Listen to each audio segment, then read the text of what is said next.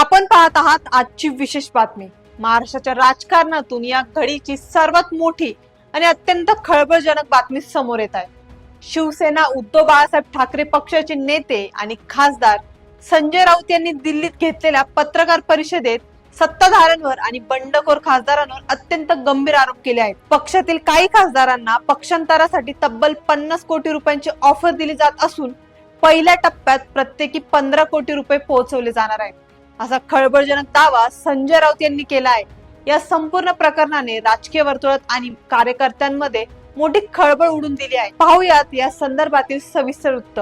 मुंबई आणि दिल्लीतून येत असलेल्या या बातमीनुसार ठाकरे गटाच्या लोकसभेतील 9 खासदारांपैकी केवळ अरविंद सावंत, अनिल देसाई आणि राजाभाऊ वाजे हे तिघेच संजय राऊत यांच्यासोबत या दिल्लीतील पत्रकार परिषदेला उपस्थित होते.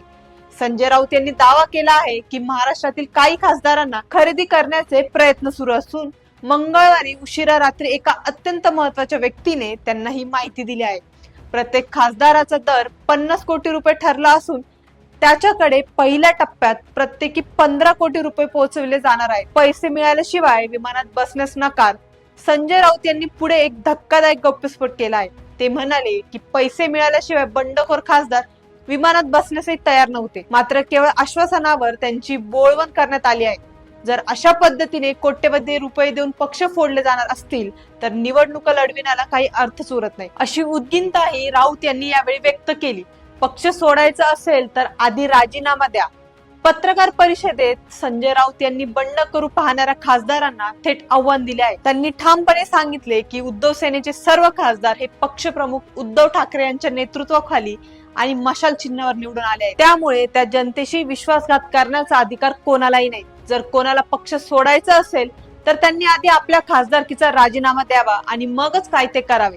यावेळी पत्रकार परिषदेत उपस्थित असलेले खासदार अरविंद सावंत यांनी देखील आक्रमक भूमिका मांडली. ते म्हणाले की उद्धव सेनेच्या कोणत्याही खासदाराने पक्ष सोडण्याचा निर्णय अधिकृतरित्या पक्षाला कळविलेले नाही, मात्र सर्व बातम्या प्रसार माध्यमे व समाज माध्यमांमधून समोर येत आहेत. निवडून आलेल्या लोकप्रतिनिधींना खरेदी करून पक्ष फोडण्याची ही नवी पद्धत लोकशाही आणि संविधानासाठी अत्यंत धोकादायक असल्याचा सूर संजय राऊत, अरविंद सावंत आणि अनिल देसाई या तिन्ही खासदारांनी लावून धरला. या पत्रकार परिषदेत संजय राऊत यांनी खासदारांच्या निष्ठा बदलण्यावर बोलताना एक भावनिक आणि राजकीय संदर्भ दिला. ऑपरेशन टायगरच्या पार्श्वभूमीवर रविवारी उद्धव सेनेच्या खासदारांची एक महत्त्वाची बैठक पार पडली होती. त्याचा संदर्भ देत राऊत म्हणाले की या बैठकीत एका खासदाराने शिर्डीच्या साईबाबांची तर दुसऱ्याने तुळजापूरच्या भवानी मातेची शपथ घेतली होती.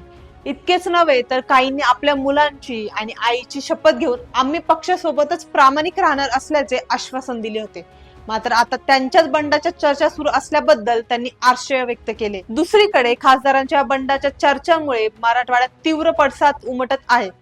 छत्रपती संभाजीनगर, परभणी, हिंगोली आणि धाराशिव लोकसभा मतदारसंघातील शिवसेना कार्यकर्त्यांमध्ये कमालीची उत्सुकता आणि अस्वस्थतेचे वातावरण निर्माण झाले आहे. पक्षातील काही खासदार शिंदे गटात जाण्याच्या चर्चांना उधाण आल्याने स्थानिक पदाधिकारी आणि कार्यकर्ते प्रत्येक राजकीय घडामोडींवर अतिशय बारकाईने लक्ष ठेवून आहेत. कोट्यवधी रुपयांच्या या कथित ऑफरमुळे महाराष्ट्राचे राजकारण पुन्हा एकदा पूर्णपणे ढवळून निघाले आहे.